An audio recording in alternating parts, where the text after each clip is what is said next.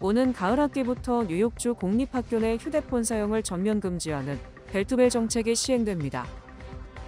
뉴욕시 정부와 주정부가 예산 문제로 대치하면서 뉴욕시 보육 바우처 신규 등록이 중단되는 상황이 발생했습니다. 연방위 민세관 단속국이 시와 주민들의 강한 반대에도 불구하고 뉴저지 뉴악의 1000명 수용 규모의 이민자 구금시설 풀가동에 돌입했습니다. 뉴욕과 뉴저지의 일원한인 여성들의 권익 및 네트워크 강화를 모색하기 위한 2025 여성 컨퍼런스가 성황리에 열렸습니다. 모두가 누릴 수 있는 권리, 바로 아름다움입니다. 키스는 누구나 더 쉽고 당당하게 자신의 아름다움을 즐길 수 있는 세상을 꿈꿉니다. 키스는 우리 모두의 미래가 더 아름답게 빛날 수 있도록 최선을 다할 것입니다. 당신의 아름다움의 모든 순간, 키스가 함께합니다. 뉴뱅크와 함께 꿈의 집을 마련하세요. 빠른 승인, 맞춤형 서비스, 전문가 상담, 지역 전문성, 경쟁력 있는 이자율. 뉴뱅크가 주택 소유를 쉽고 간편하게 모든 단계에서 도움을 드립니다. 지금 바로 가까운 뉴뱅크 지점을 방문해서 홈모기지 대출 상품에 대해 문의하세요. 뉴뱅크 제공입니다.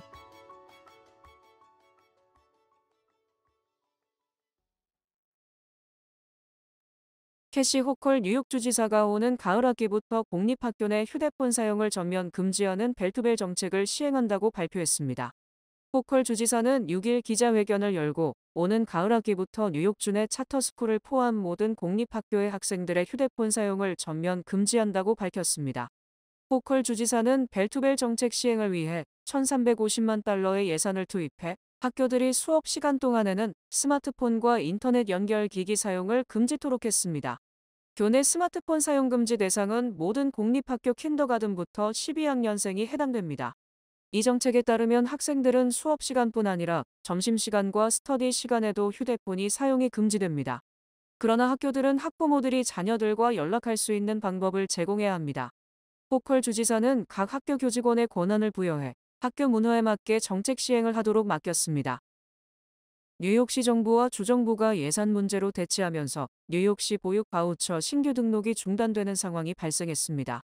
5일 랜디 마스트로 제1부시장은 예산 문제로 보육 바우처 신규 신청 처리를 중단할 것이라며 바우처를 신청하는 가정은 추후 공지가 있을 때까지 대기자 명단에 오르게 된다고 밝혔습니다. 이는 수억 달러 규모의 보육 지원 프로그램 비용을 시정부와 주정부 중 누가 지불할지를 놓고 갈등이 계속되며 발생한 상황입니다. 뉴욕주 정부는 최근 잠정 합의한 2025-2026 회계연도 예산안에 따르면 뉴욕시 보육 서비스를 위해 3억 5천만 달러를 투입하겠다고 했으나 뉴욕시 정부가 역시 같은 금액을 부담해야 한다는 조건을 붙였습니다. 마스트로 부시장은 주정부가 예산 부담을 시정부로 떠넘기려 하고 있다고 지적했습니다. 뉴욕주는 생후 6주부터 13세 아동의 보육 비용 부담을 덜어주기 위해 주지역 중위소득 85% 이하 가정 중 각종 요건을 충족하는 가정의 보육 지원 프로그램 바우처를 제공하고 있습니다. 최근 몇 년간 뉴욕주가 보육 바우처 소득 자격 기준을 확대함에 따라 수혜 아동 수가 7,500명에서 6만 2천여 명으로 급증했고 보육 비용이 상승함에 따라 바우처 금액도 2019년 주당 평균 154달러에서 지난해 301달러로 높아졌습니다. 이런 가운데 팬데믹 기간 동안 제공됐던 연방 지원금이 크게 줄어들며 프로그램 운영 자금은 더 부족해졌습니다. 연방위 민세관 단속국이 시와 주민들의 강한 반대에도 불구하고 뉴저지 뉴악의 1000명 수용 규모의 이민자 구금시설이 풀가동에 돌입했습니다. 이민세관 단속국은 지난 1일부터 이민자 구치소로 운영됐던 뉴요크 소재 딜레이니홀을 이민자 구금시설로 운영하기 시작했다고 밝혔습니다. 나즈 바라카 뉴악시장은 5일 기자회견을 열고 아이스는 시의 적절한 허가 및 검사 없이 구금시설 운영을 시작했다며 이를 카운티 법원에 소송을 제기했다고 밝혔습니다. 바라카 시장은 법으로 이들을 제지할 수 있는 방법을 총동원하겠지만 이들은 법원의 명령을 따르지 않고 있기에 불확실한 상황에 놓여 있다고 덧붙였습니다. 딜레이니홀은 미국 최대의 민간 교도소 운영 사업자인 지오그룹이 소유하고 있으며 연방정부는 이 그룹으로부터 15년간 10억 달러 임대 계약을 체결했습니다. 지오그룹은 이날 보도자료를 통해 딜레이니홀은 건강 및 안전법을 준수하고 있다며 즉각 반박하고 범법 기록이 있는 불법 체류자들을 체포 및 추방시키려는 연방정부의 정책을 방해하려는 유학시를 규탄했습니다. 한편 연방이민국은 딜레이니울 교도소가 국제공항 근처에 있기 때문에 불체자들을 제때에 추방하는 것이 가능하므로 앞으로 신속하게 불체자들을 추방시킬 것으로 보입니다. 현재 이 시설에 몇 명이 구금돼 있는지 파악되지 않은 상황입니다. 뉴욕과 뉴저지 일원한인 여성들의 권익 및 네트워크 강화를 모색하기 위한 2025 여성 컨퍼런스가 성황리에 열렸습니다. 지난 3일 뉴저지 해컨색에 위치한 필그림 선교교회가 주최한 스트롱거란 주제로 열린 행사에는 다양한 분야에서 활동하는 여성 전문가들이 참석해 자기개발, 리더십, 커리어 개발, 여성 건강 등 다양한 주제로 강연을 펼쳤습니다. 써니김 필그림 선교교회 교육부 담당 목사는 이민사회에서 선구적인 역할을 해온 한인 여성들을 선정해 그들의 이야기를 통해 많은 여성들에게 실질적인 배움과 영감을 제공하기 위한 자리를 마련하게 됐다고 말했습니다. 문화의 장벽이나 어떤 내적인 압박이나 그 여자이기 때문에 그런 것들을 좀 다 어떻게 할까요? 그 getaway 그것으로부터 자유로워져서 좀 하나님의 콜링에 순종하는 그런 일이 일어났으면 좋겠고요. 이날 김광희 뉴욕가 정상담소 설립자는 나는 나를 누구라고 하는가라는 주제로 강연을 펼쳤습니다. 김 설립자는 나이와 상관없이 현재에서 꿈을 꾸며 살아가는 것이 진정한 행복이라고 강연해 참석자들에게 깊은 영감을 전했습니다. 나이가 많고 적고가 문제가 아니라 현재에서 새로운 꿈을 가지고 사는 사람, 그 사람들은 본인이 행복하고 그 옆에 있는 사람들이 행복하다고 저는 믿거든요. 그전에 생각하지 못했던 그런 생각들을 제가 젊은 분이나 나이 먹은 분에게 챌린지 하고 싶은 것이 제 바람이고. 정정숙 패밀리터치 원장은 위기에서 성장하는 여성, 재미경 AWCA 사무총장은 소통의 파워를 주제로 강연을 이어갔습니다. 150여 명이 참석한 이날 행사에 다양한 분야에서 활동하는 한인 여성들과 친교 시간과 함께 여성 문제를 다루는 단체들의 네트워킹 기회가 제공됐습니다. 뉴욕공항을 허브공항으로 삼고 있는 유나이티드 항공이 지난 주말부터 항공 노선을 대폭 축소한 가운데 어제 또 뉴욕공항이 사실상 마비됐으며 관제사 부족뿐 아니라 레이더 장비 등 근본적 문제가 있는 것으로 드러났습니다.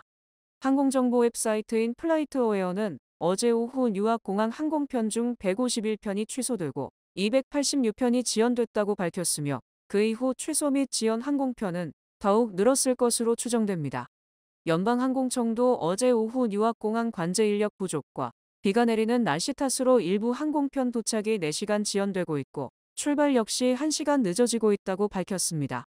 특히 뉴욕공항은 지난 4일 일요일에는 140여 편의 운항이 취소되고 430여 편이 지연됐으며 지난 2일 연방항공청이 일시적 이착륙 중단 명령을 내렸다 해제한 뒤 400편 이상이 취소되고 2000편 이상이 지연된 것으로 집계됐습니다. 연방항공청은 관제 인력 부족을 주장했지만 블룸버그 통신은 관제탑의 레이더 시설 등 장비도 오작동을 일으켜 레이더에서 모든 비행기가 90초 정도 사라지기도 했다고 보도, 승객들의 불안은 더욱 커지고 있습니다.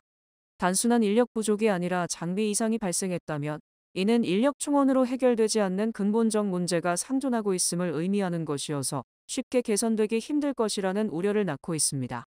연방항공청은 블룸버그 통신 보도 뒤 일부 장비가 여러 차례 마비되는 현상을 일으켰으나 전문 인력의 부족으로 새 장비로 재빨리 교체하지 못했다며 장비 결함을 일부 시인했습니다. 연방항공청은 또 장비의 잦은 결함이 관제사의 스트레스를 가중시키고 있다고 밝혔고 이는 관제사들이 장비 노후에 따른 사고를 우려해 이직했을 가능성을 시사하는 것입니다.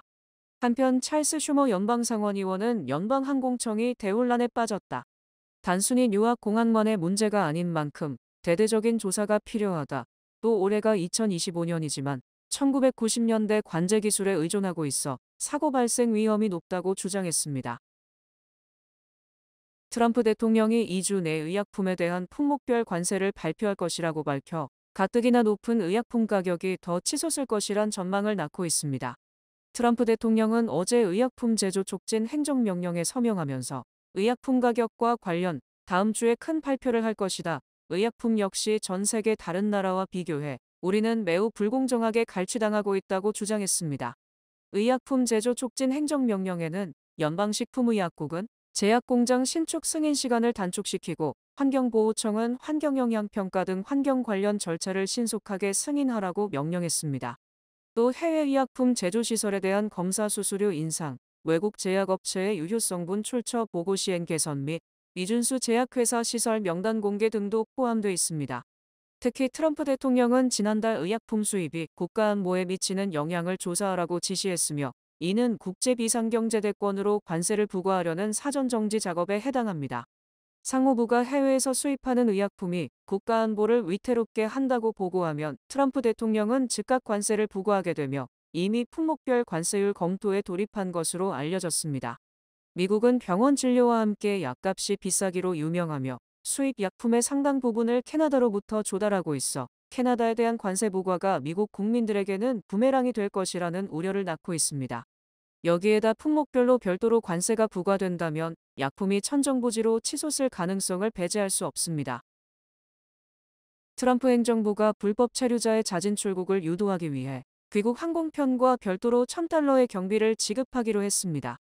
국토안보부는 국경세관보호국이 운영하는 앱을 통해 자진 출국을 선택하는 불법 체류자에 대해 출신 국가행 항공편을 지원하는 것은 물론 출국이 확인되면 $1,000의 현금을 지급한다고 발표했습니다. 국토안보부는 불체자들에게 항공편과 $1,000를 지급해도 미국 정부가 이들을 체포 추방하는 것과 비교하면 비용을 70% 이상 줄일 수 있다고 설명했습니다. 국토안보부는 현재 불체자 1명 추방에 평균 $17,121가 소요되는 반면 항공편과 $1,000를 지급하면 행선지에 따라 약 $3,000에서 $5,000가 들어서 되레 예산을 절감한다고 강조했습니다. 특히 자진 출국하는 불체자는 이 같은 지원 외에도 이민세 관단 속국을 경유하지 않아도 되며 추후 미국에 합법적으로 재입국하는 것이 가능할 수 있다고 주장했습니다. 크리스티 놈 국토안보부 장관도 만약 미국에 불법 체류하고 있다면 자진 출국은 체포를 피하면서 가장 안전하고 비용이 적게 드는 최선의 방법이라고 말했습니다. 제21대 대통령 선거 재외투표 유권자가 25만 8,254명으로 최종 확정됐으며 이는 지난달 26일 발표한 잠정집계 26만 4,251명보다 약 6,000명 정도 줄어든 것입니다. 중앙선관위는 어제 재외투표 유권자를 최종 집계한 결과 구외부재자 22만 9,531명, 재외선거인 2만 8,723명 등 25만 8,254명이며 이는 제20대 대선 22만 6,162명보다 14.2% 증가한 것이라고 발표했습니다. 하지만 이는 지난 2017년 제19대 대선 때 30만 197명보다는 14% 가까이 줄어든 것입니다. 특히 뉴욕 총영사관 관할 지역 재외유권자는 0구명 부자를 합쳐 8,505명으로 집계됐고 이는 19대 대선 당시 13,716명과 비교하면 38% 급감한 것입니다. 또 뉴욕 총영사관 관할 지역 재외유권자는 19대 대선 당시 LA 총영사관을 앞지르며 미국 최대를 기록하기도 했지만 21대 대선에는 LA보다 약 1,800명이 적은 것으로 조사됐습니다. 대륙별 재외유권자 수는 아시아 지역이 약 12만 9천 명으로 전체의 50%를 차지했고 미주는 약 7만 6천 명으로 29%, 유럽은 4만 4천 명으로 집계됐습니다. 재외공관별로는 일본 대사관 관할 재외유권자가 3만 8,600명으로 가장 많았고 로스앤젤레스 총영사관이 1,341명, 상하이 총영사관이 8,892명 등의 순이었습니다. 또 국가별로는 미국이 5만 1,885명, 일본이 3만 8,600명, 중국이 2만 5,154명을 기록했습니다.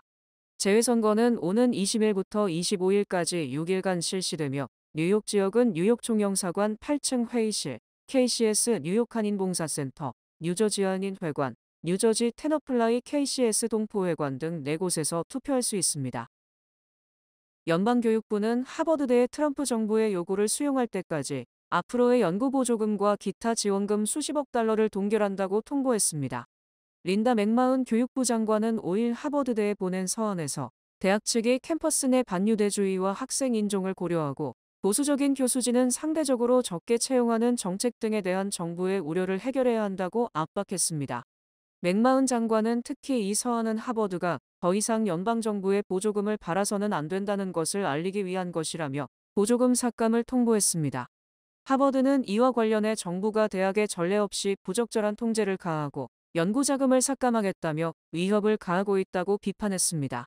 하버드대 대변인은 하버드는 미국인을 더 안전하게 만드는 연구와 혁신을 억압하려는 정부의 불법적이고 도를 넘어선 조치를 계속해서 방어해 나갈 것이라고 말했습니다. 트럼프 행정부는 기존에 지급되던 지원금을 통제하려다 법적 문제에 부닥치자 앞으로 지원될 연구 자금을 동결하기로 방향을 튼 것입니다.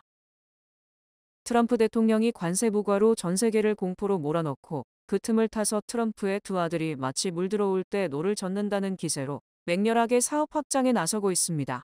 뉴욕타임스는 역대 대통령 중 대통령 자녀들이 아버지 재임 중 이토록 이해 충돌 우려를 낳은 적은 없었다.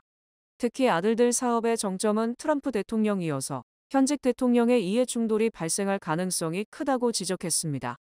트럼프 가족 기업인 트럼프 오거니제이션을 이끌고 있는 차남 에릭 트럼프는 지난주 부동산과 가상화폐 사업을 위해 한국, 카타르, 아랍에미레이트 등을 방문했습니다.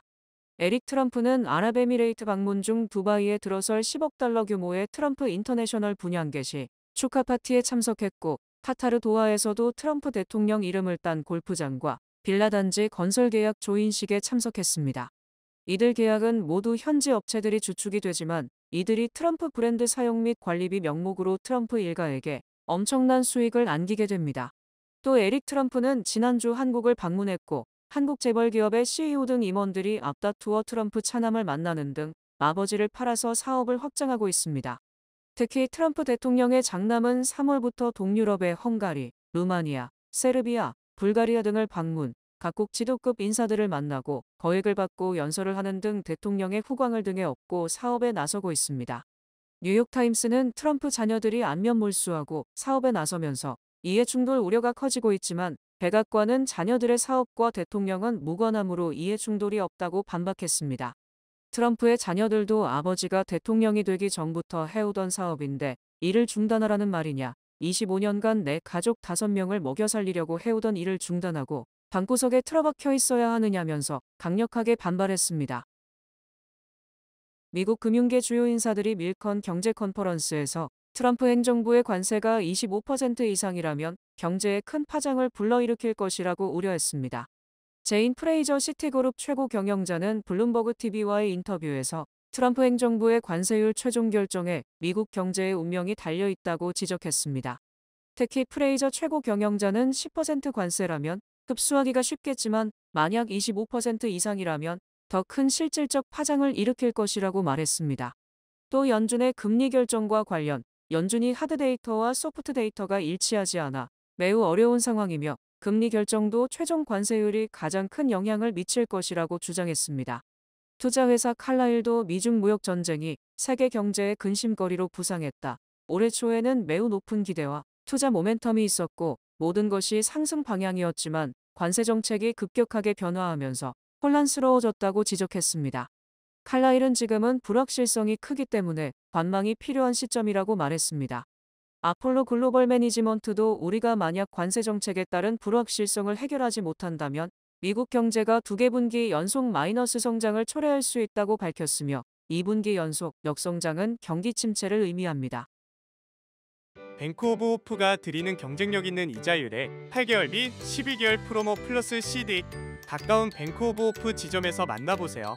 이 프로그램은 최고의 금융 서비스로 당신을 존중합니다. 뱅크 오브 호프 제공입니다. 주요 단신 전해드립니다. 뉴욕 한 인봉사센터가 어버이날을 맞이하여 오는 10일 오전 10시 30분부터 오후 1시까지 KCS 베이사이드 본관에서 제36회 KCS 어버이날 감사 이벤트 및 건강박람회를 개최합니다. 미주 최대 아시안 슈퍼마켓 체인 H마트가 K푸드 인기에 힘입어 최근 뉴저지를 비롯해 플로리다, 워싱턴 등 주요 지역에서 신규 매장 오픈 및 대대적인 리노베이션 계획을 발표했습니다. 트럼프 대통령이 60년 전 폐쇄됐던 샌프란시스코의 선교도소 엘커트레즈를 다시 열고 미국에서 가장 무자비하고 폭력적인 범죄자들의 수감을 지시했다고 밝혔습니다.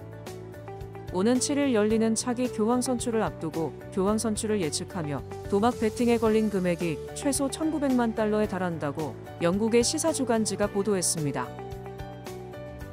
중국 TV 업체인 하이센스가 QLED TV 화질 기술에 대한 허위 광고로 중국 가전업체 TCL에 이어 미국에서 또다시 집단 소송을 당했습니다.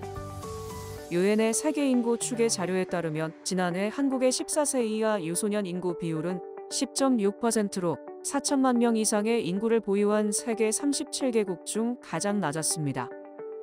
한국버거 브랜드 롯데리아가 캘리포니아 플러턴의 국내 진출 1호점을 오픈할 예정으로 공사를 진행 중입니다. 지난해 7월 미국 대선 후보 유세 도중 트럼프를 겨냥한 총알이 머리 뒤로 스쳐 지나가는 사진을 찍은 더그밀스 뉴욕타임스 사진 기자가 2025년 퓰리처상 보도사진 부문 수상자로 선정됐습니다. 날씨 전해드립니다. 수요일인 내일은 오전에 소나기가 내리겠습니다. 낮 최고 기온은 72도, 최저 기온은 59도입니다. 해 뜨는 시간은 5시 47분, 해 지는 시간은 7시 58분입니다.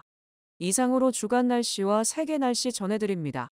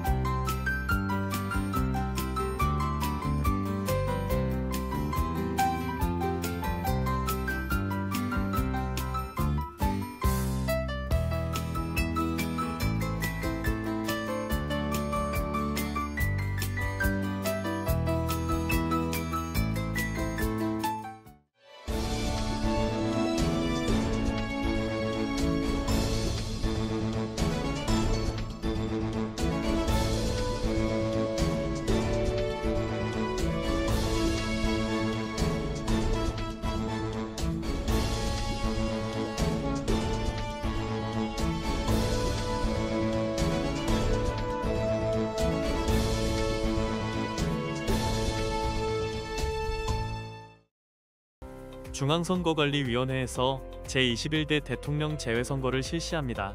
뉴욕 총영사관 투표소는 5월 20일 화요일부터 25일 일요일까지 6일간, 뉴욕 한인봉사센터 투표소는 22일 목요일부터 24일 토요일까지 3일간 운영됩니다. 뉴저지에서는 뉴저지 한인회와 한인동포회관 투표소가 5월 22일 목요일부터 24일 토요일까지 3일간 운영됩니다. 투표 시간은 매일 오전 8시부터 오후 5시까지입니다. 대한민국 관공서ук은 공공기관에서 발행한 신분증을 지참해야 하며 재외선거인의 경우 국적 확인 서류가 필요합니다. 이상으로 5월 6일 화요일 TKC 뉴스데스크 여기서 마치겠습니다. 시청해주신 여러분 고맙습니다.